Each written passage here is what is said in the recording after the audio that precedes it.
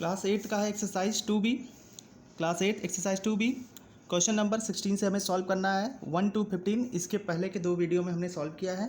तो यहाँ पर क्वेश्चन नंबर 16 क्या है, one angle of a triangle is equal to the sum of other two if the ratio of other two angles is 7:8 find the angle of the triangle.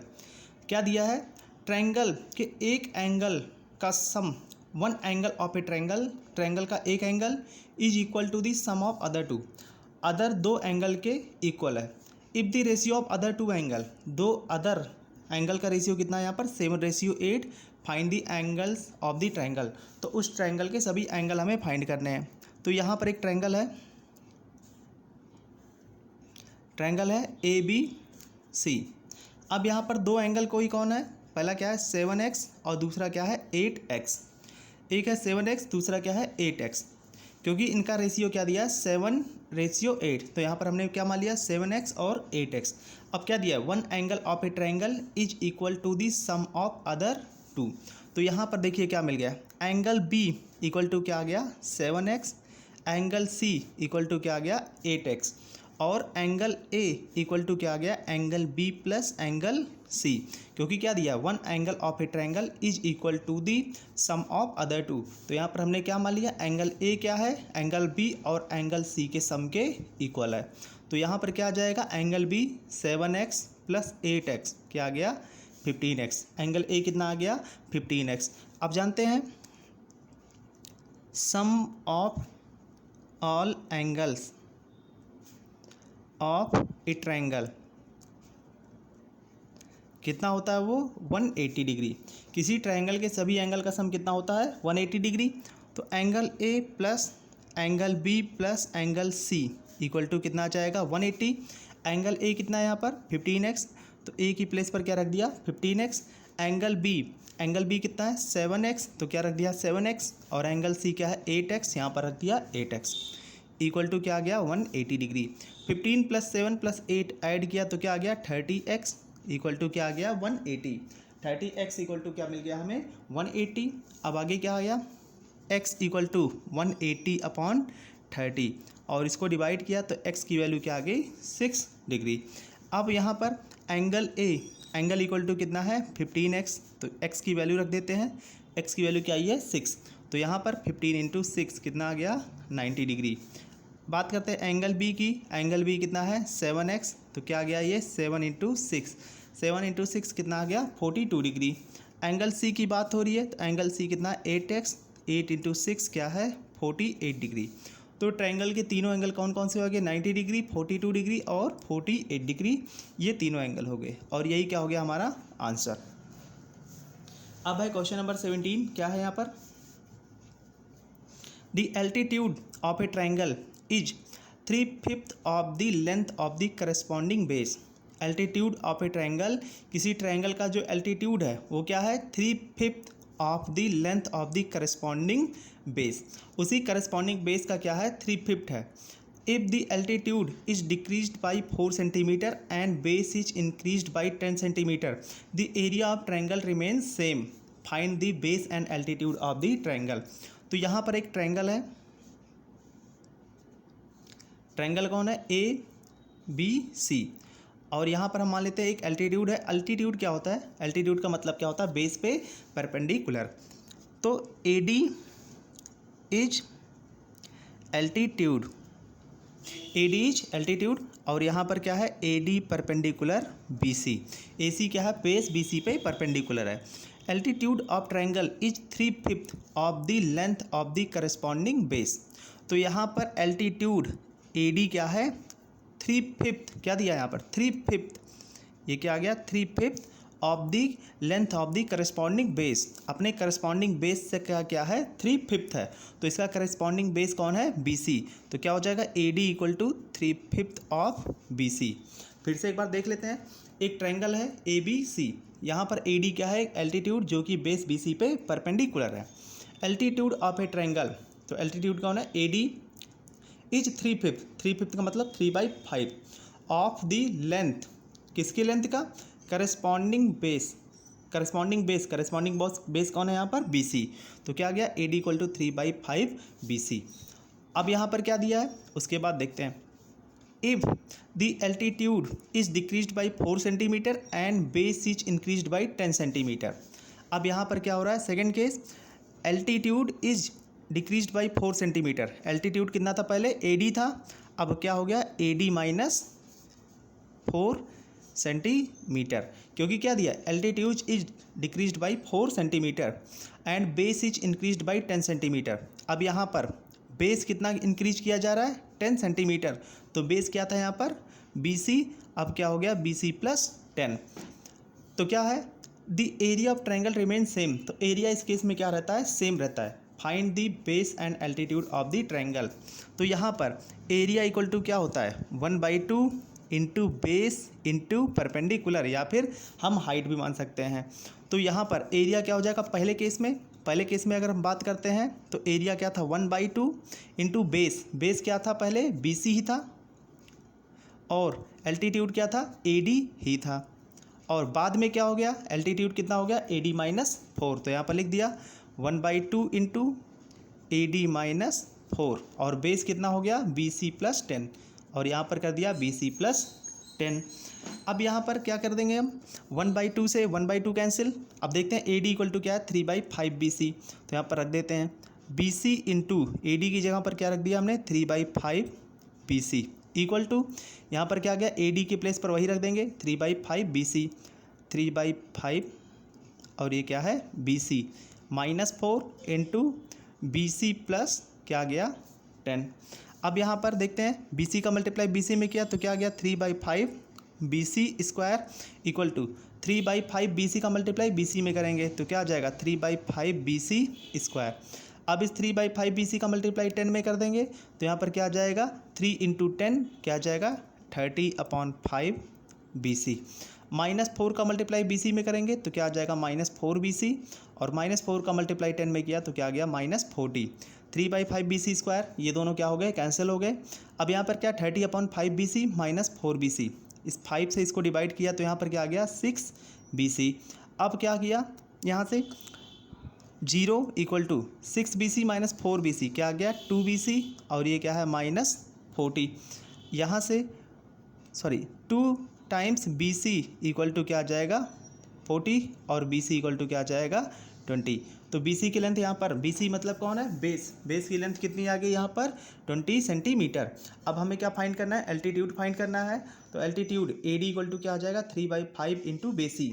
तो इस B C की value यहाँ पर रख देंगे, B C की जगह पर क्या रख देंगे हम, 20। तो यहाँ पर क्या आ जाएगा, 20, 3/5 इंटू 20, और ये कितना आ जाएगा, ए डी इक्वल टू कितना आ जाएगा, 12 centimetre.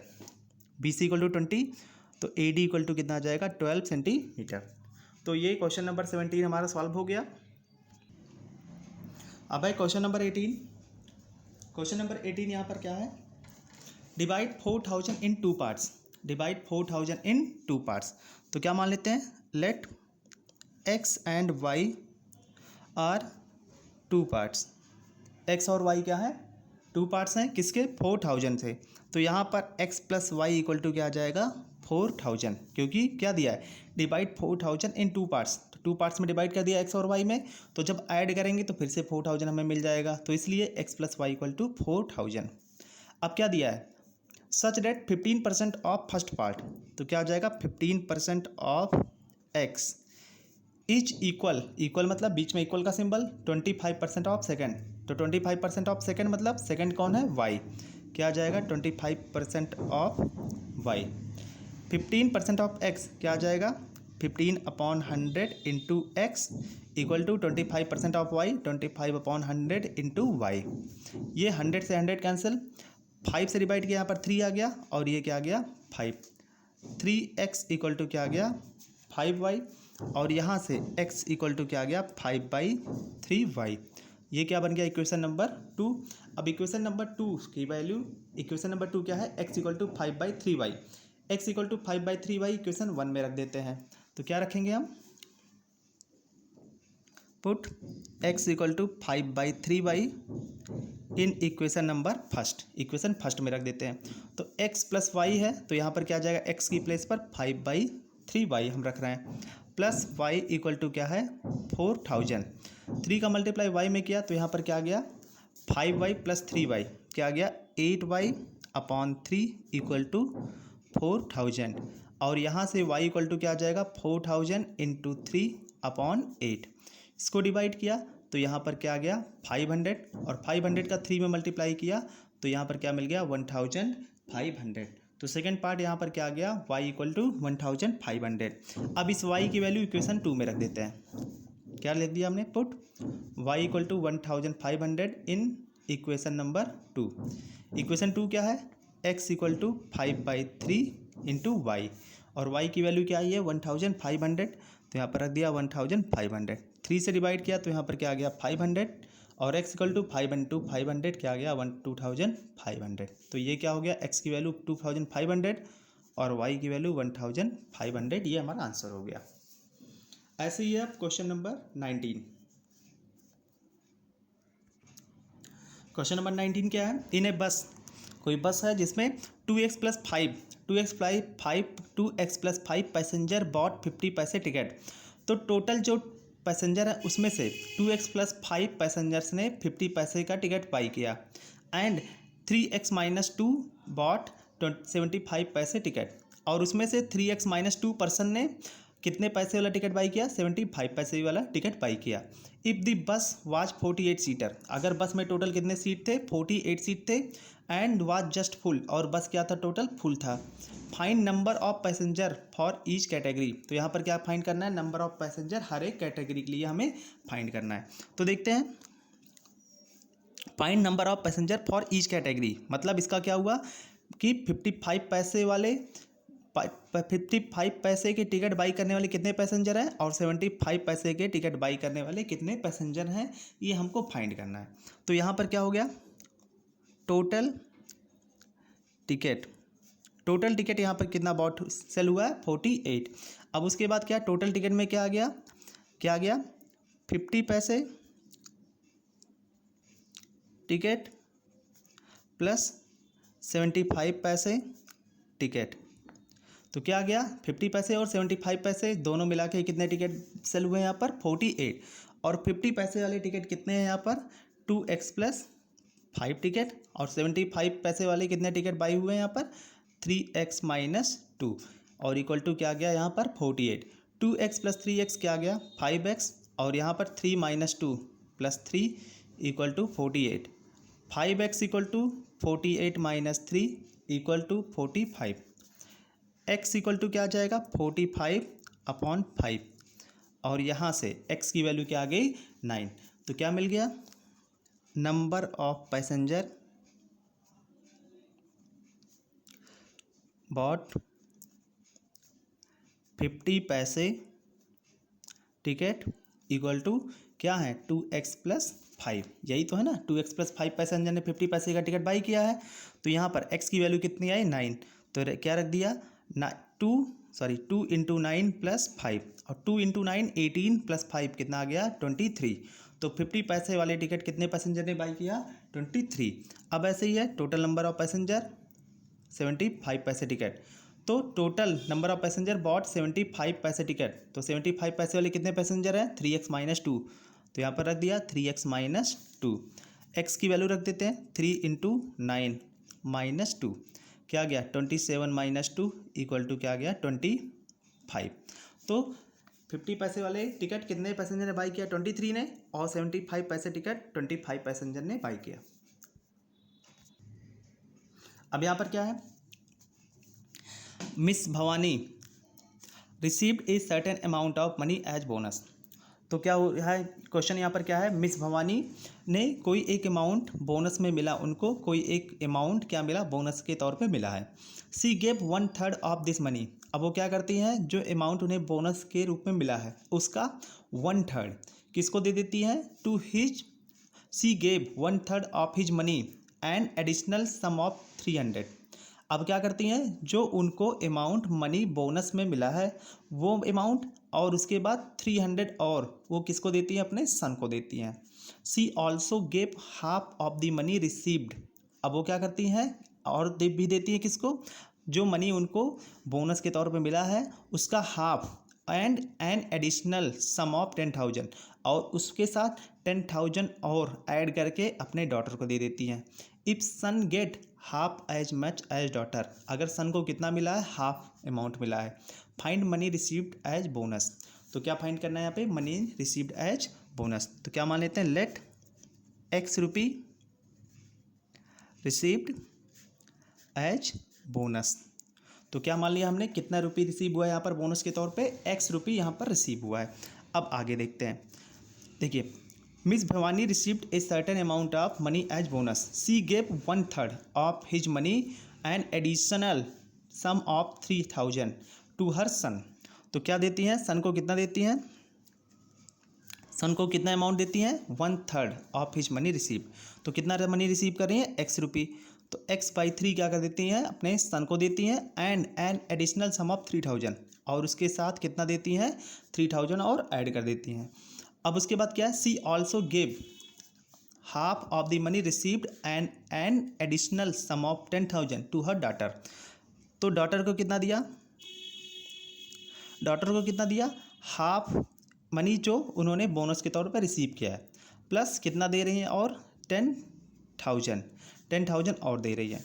If son get half money half as much as the daughter, son को कितना मिलता है, हाफ अमाउंट मिलता है जितना डॉटर को मिला है।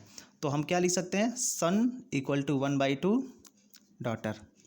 यहाँ पर सन इक्वल टू 1/2 डॉटर का मतलब क्या हुआ, सन को जितना अमाउंट मिला है वो क्या है, डॉटर के अमाउंट का हाफ मिला है, इसलिए सन इक्वल टू 1/2 डॉटर यहाँ पर लिखा है।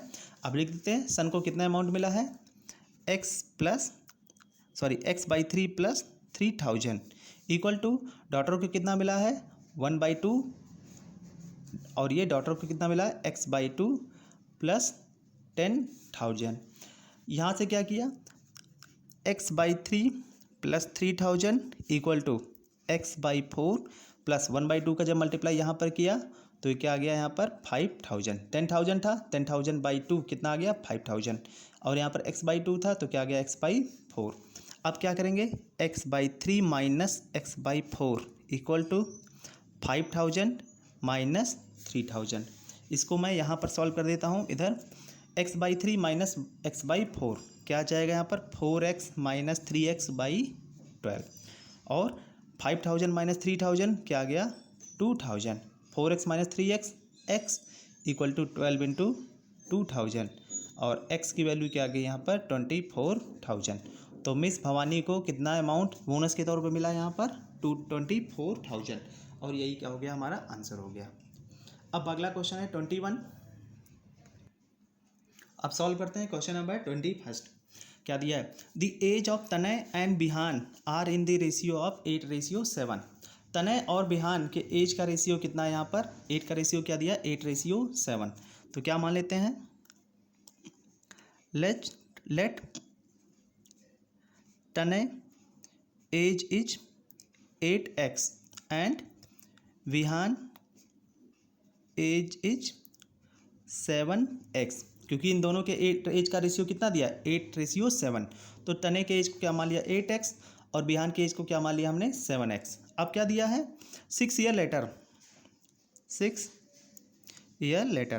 तो 6 ईयर लेटर, 6 साल के बाद तने की एज क्या हो जाएगी, तने की एज क्या हो जाएगी, 8x प्लस 6, और बिहान की एज क्या हो जाएगी, 7x प्लस 6। ऐसा क्यों, क्योंकि 6 ईयर के बाद क्या हो जाएगा, जो आज का एज है उसमें 6 ऐड हो जाएगा, तो दोनों के एज में ही क्या कर दिया हमने, 6 ऐड कर दिया। There age will be in the ratio 10:9।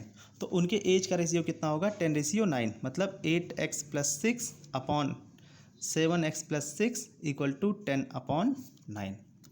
9 का मल्टीप्लाई साइड में किया तो 9 इंटू 8 क्या आ गया, 72x plus 9 into 6 54 equal to 7x plus 6 का मल्टीप्लाई 10 में किया, राइट साइड में ट्रांसफर कर दिया तो क्या आ गया, 70x प्लस 60, और यहाँ से 72x minus 70x equal to 60 minus 54। 72x minus 7x क्या आ गया यहाँ पर, 2x, और 60 माइनस 54, 60 में से जब 54 को सेपरेट किया तो क्या आ गया, 6, और x इक्वल टू क्या आ गया, 6/2 इक्वल टू 3। तो कितना x की वैल्यू कितनी मिल गई, 3। तो यहाँ से तनय एज, तनय की एज कितनी मानी थी हमने 8x, तो यहाँ से 8 इंटू 3 कितना आ जाएगा 24 ईयर। और विहान की एज कितनी मानी थी हमने 7x, यहाँ से क्या आ जाएगा 7 इंटू 3 कितना आ जाएगा 21 ईयर। तो यहाँ से तनय की एज 24 ईयर और विहान की एज कितनी आ गई 21 ईयर। यही हो गया हमारा आंसर। अब है क्वेश्चन नंबर 22। क्या है यहाँ पर क्वेश्चन नंबर 22, 5 ईयर एगो, मतलब बात हो रही है यहाँ पर 5 साल पहले की। Amit was 3 times as old as Armaan. Amit की एज क्या थी, अमित क्या था 3 times as old as Armaan, Armaan का 3 टाइम्स ज़्यादा एज था। अब क्या दिया 10 ईयर लेटर, 10 साल के बाद Amit would be twice as old as Armaan, Amit की एज क्या होगी, अरमान की एज की क्या होगी डबल होगी। How old are they now, मतलब आज की उनकी एज क्या है, प्रेजेंट एज उनकी हमें फाइंड करनी है। तो मान लेते हैं let present age of Amit is x year and present age of क्या है यहाँ पर Arman, Arman is y year. हमने यहाँ पर अमित की प्रेजेंट एज क्या मान ली एक्स ईयर और अरमान की प्रेजेंट एज क्या मान ली वाई ईयर। अब क्या दिया है 5 ईयर एगो, तो यहाँ पर लिख लेते हैं 5 ईयर एगो। 5 ईयर एगो की बात हो रही है तो अमित की एज कितनी रही होगी 5 ईयर एगो, x माइनस 5 ईयर रही होगी। और अरमान की एज कितनी रही होगी, अरमान की एज कितनी रही होगी y माइनस 5, यही तो रही होगी ना। 5 year ago Amit was thrice as old as Armaan, Amit की एज कितनी थी x minus 5 equal to 3 times y minus 5, क्योंकि अमित की एज कितनी थी यहाँ पे 3 टाइम्स थे अरमान के एज की। यहाँ पर क्या आ जाएगा x minus 5y equal to 3y minus 15 और x equal to 3y minus 15 plus 5 क्या आ जाएगा 3y minus 10, equation number first. अब उसके बाद क्या दिया 10 ईयर लेटर, 10 ईयर लेटर 10 साल के बाद की बात हो रही है। 10 ईयर लेटर तो यहाँ पर अमित की एज कितनी होगी x प्लस 10 और कौन है उसके बाद अरमान, अरमान की एज कितनी होगी y प्लस 10, कब से 10 ईयर लेटर, आज से 10 साल के बाद। तो क्या दिया है 10 year later Amit would be twice as old as Arman, x plus 10 equal to क्या हो जाएगा 2 टाइम्स y प्लस 10 और यहाँ से x plus 10 equal to 2y plus 20 और x equal to 2y plus 20 minus 10 क्या जाएगा 2y प्लस 10 और इसको हमने मान लिया इक्वेशन नंबर 2। अब इक्वेशन 1 और 2 को हम इक्वल कर देंगे तो क्या लिखेंगे from equation 1 and equation 2, equation 1 और 2 से देखते हैं x और x दोनों तरफ से मैं LHS तो RHS को हम इक्वल कर देंगे तो क्या आ जाएगा 3y minus 10 equal to 2y plus 10, 2y को इधर ट्रांसफ़र कर दिया तो 3y minus 2y equal to 10 plus 10 और y इक्वल टू क्या आ गया यहाँ पर 20। तो y किसकी एज मानी थी हमने, y यहाँ पर मानी थी हमने अरमान की एज, तो अरमान की एज कितनी मिल गई 20 ईयर। अब क्या फाइंड करना है, किसकी एज हमें फाइंड करनी है अमित की, तो अमित की एज फाइंड करने के लिए y इक्वल टू 20 चाहे इक्वेशन फर्स्ट में चाहे इक्वेशन सेकंड में रख देते हैं। तो इक्वेशन फर्स्ट में रखेंगे तो x की वैल्यू मिल जाएगी और इक्वेशन सेकंड में रखेंगे तो x की वैल्यू मिल जाएगी और दोनों ही वैल्यू क्या आएगी सेम आएगी। तो x की वैल्यू यहाँ पर कितनी आएगी 50 ईयर। क्लियर है इतना। तो अमित की एज कितनी हो जाएगी 50 ईयर जब हम y की वैल्यू चाहे इक्वेशन 1 में चाहे इक्वेशन 2 में रख देंगे किसी एक में।